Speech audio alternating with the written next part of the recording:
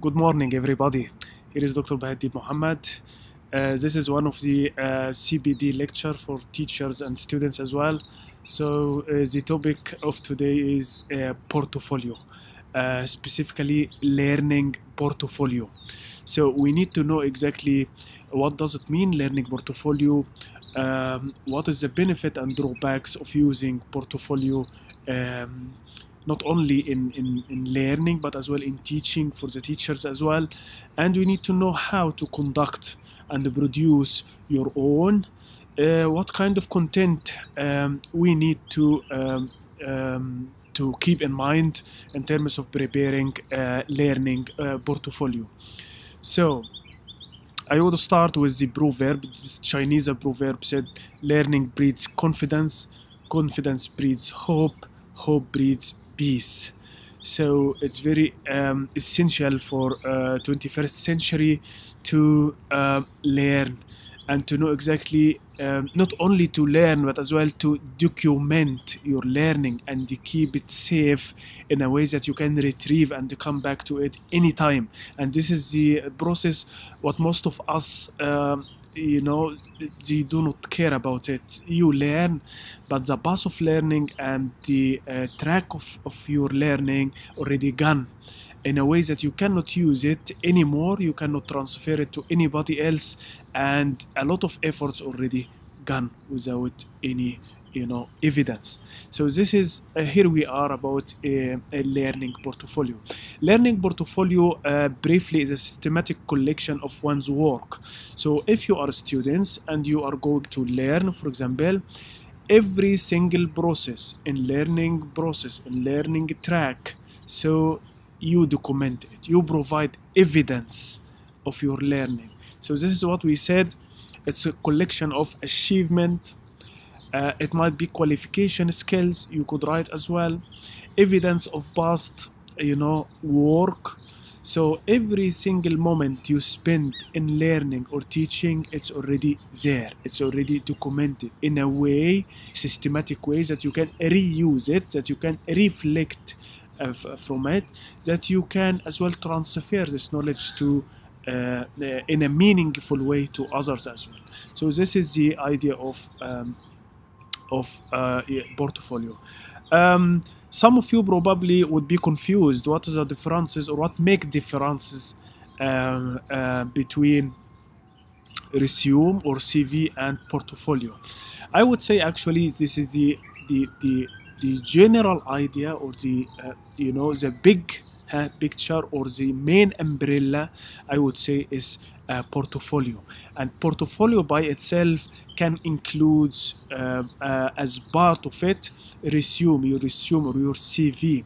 So this is why we all the time speaking about the new trend of writing CV, which we mean of that is e-portfolio or portfolio.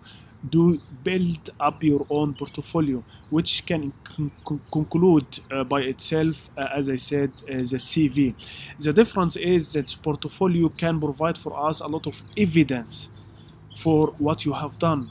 If you teach in such a way with your students, you provide evidence, whether the screenshot, whether this discussion group, whether this mind map, whether this video you did, whether this report you wrote, any kind of evidence, any kind of quotes, any kind of discussion, brainstorm, all included in portfolio.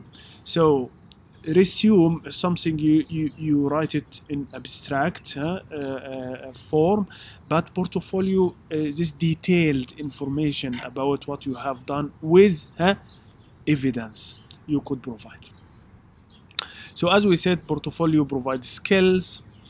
It can as well show your planning and organizational skills you might have. So this as well could be a good mirror for your skills you could provide to other person in terms of evaluation or assessment or interviews or whatever. So what I mean with evidence here can be, as I said, can be activities, recommendation letters, people quotes, evaluation rubrics, your own philosophy of teaching, your own philosophy of learning, of working, as you prefer. Okay, so why learning portfolio? As I said, we have here three main idea of learning portfolio. You as a teacher, as well for your students, probably is essential to be considered in the future. One of these ideas is documenting learning. As I said, so whenever you do any process of learning, reading, writing, taking notes, commenting, joining discussion, brainstorm, all of this sort of, recorded somehow in a systematic way, in a meaningful way, in a way that you can reflect yourself in the future, coming back to it from time to time to see what kind of process it helps you as well to improve your learning process. So it's sort of mirror for you, written in systematic way, documented, recorded somehow, listed, and you save it somehow. And not only you save it, you can share it as well to receive feedback from others on it in a way that you can improve the process of learning. So it's beneficial in many directions in that way. So documented learning, as I said, notes, rubrics, presentation, collect and store all of your effort you did during this session or during this learning. A portfolio can be used as well as a sort of assessment and reflection. The basic meaning of portfolio as well, it shows that it is most frequently used in terms of assessment and evaluation. One of the concepts as well connected too much with the e-portfolio is rubrics, using rubrics. As I said, portfolio provide for us, we say in education as well, that portfolio is sort of formative assessment. There is formative assessment and as well summative assessment. Here I would correct here, this is formative assessment, and as well there is other, we called it summative assessment. So as you prefer using it, so it depends on it. So formative assessment, that you evaluate in process. It's not only final exam, but as well it's sort of tasks and assignments. So can be weekly, can be monthly, as you prefer it. So this is the formative assessment. Self-reflection as well, that you can self-reflect yourself, self-reflect your learning process, and as well improve it in terms of future learning. Normally in school atmosphere or colleges atmosphere, we speak about teaching observation, in a way that principals or the deans or head of department are looking to observe his staff teaching in a way to evaluate them. Staff evaluation or teaching staff evaluation as well. This can be as well take like cross section. You attend teacher lecture and see what they are doing. In most cases, it's not really telling us the fact or the truth about the teacher teaching, because he will be prepared, he will do everything, and it's only one time per semester, and teacher by themselves are not really motivated to do so. They do so because they are pushed to make it. But if you ask a teacher, for example, to build his own portfolio, which include as well, he write by himself what he is doing in classroom. He even shares a good experience and interesting experience in it. Could you imagine how much knowledge you could perceive from teaching performance or teacher performance, without even putting your nose or pushing teacher in such a way to be observed in the classroom? So this is way as well to encourage teacher and give them self-confidence, trust, that they record by themselves their teaching effort. Even they can share the most important and interesting experience they might have dealing with students and learning activities as well. So this as well we should keep into consideration to encourage teacher to document and write their own portfolio. Number two is models of learning portfolio. I would like here, let me tell you about two main models of learning of portfolio. I would go through teaching portfolio for teachers and learning portfolio for students. If we speak about teaching portfolio, imagine, for example, in Finland, this one of powerful educational learning on the globe right now is encouraging their teacher to do sort of action research, that they experiment something in the classroom and they measure it if it works, if it needs some improvement, and they share it among colleagues.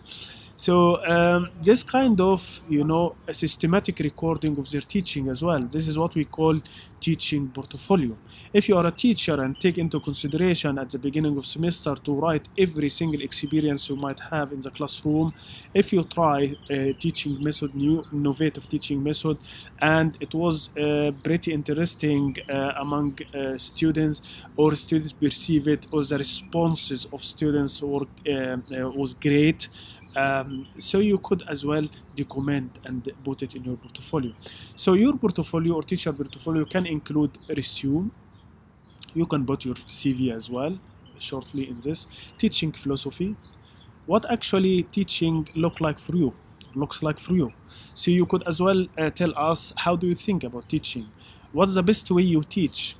How you feel confident with teaching? Your own way of delivery. So all of this can be written somehow. Teaching weekly plan. As I said, we normally push teacher to write lesson plan. In most cases, they do it in terms of, when they have control, or when they have, principal's visit or whatever. But on most cases, they do not really do it frequently. One of this issue because they are pushed, or they don't know the value behind lesson plan.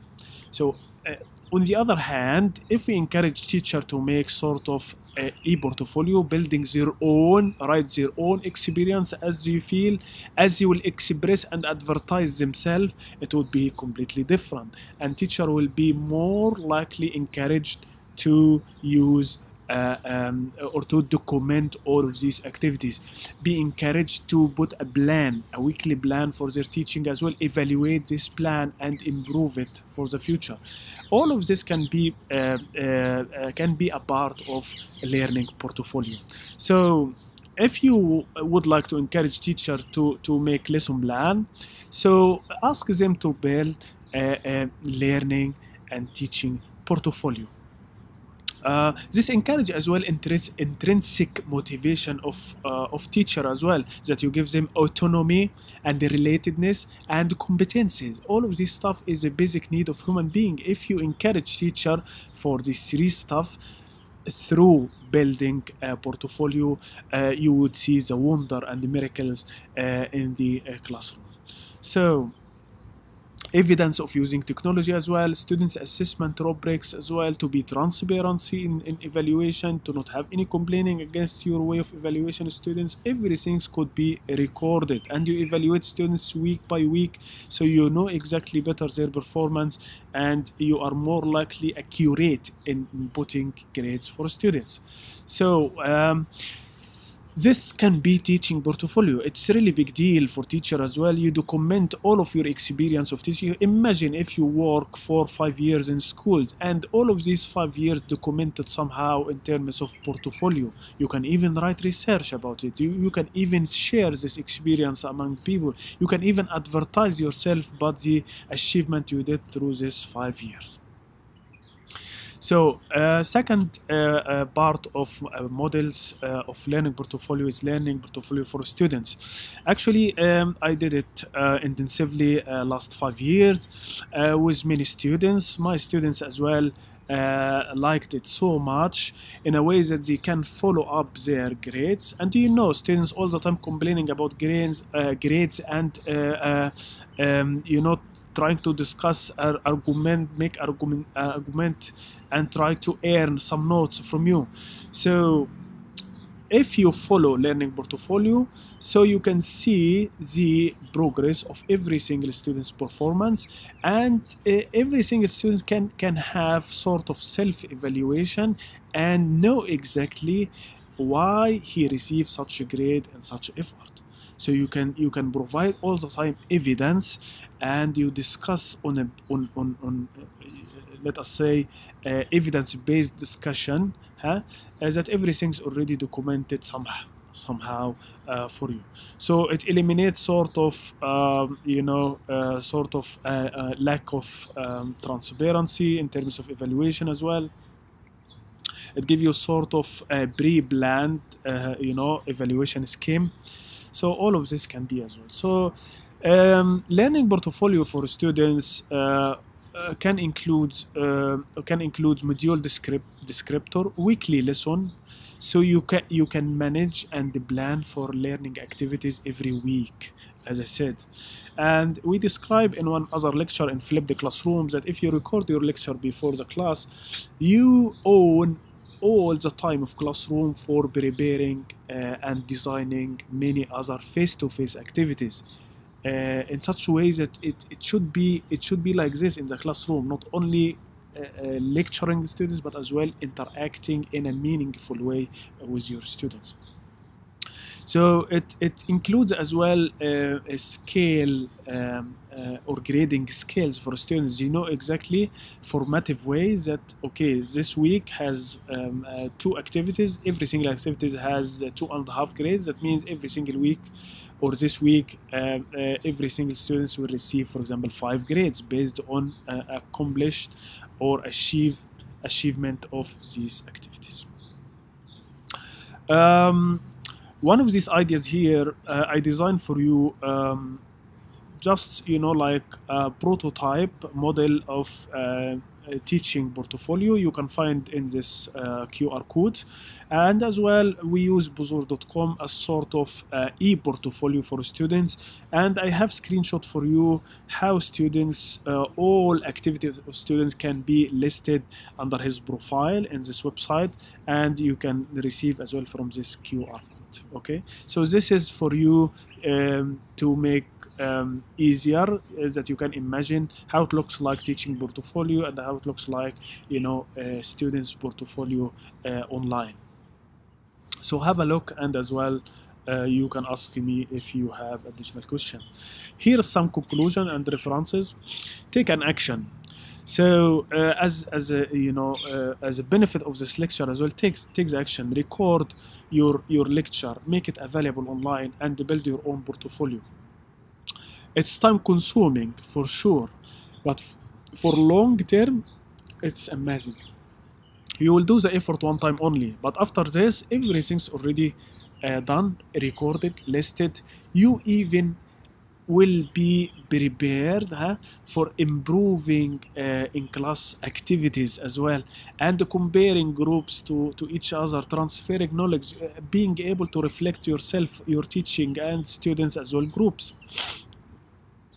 So design weekly learning activities. It will allow you to not be busy too much with content, because content you already recorded in a lecture before the classroom, but now you are focused more about designing thinking or designing activities in the classroom, face-to-face activities, in which can help to engage more students and let students more engaged in the classroom, paying attention and highly motivated in the classroom, and eliminating dropout from schools or from the college as we normally struggle. Make this portfolio online for students to be shared, to be like editable for everyone. They can as well make sort of peer assessment. They can see each other portfolio and learn from it.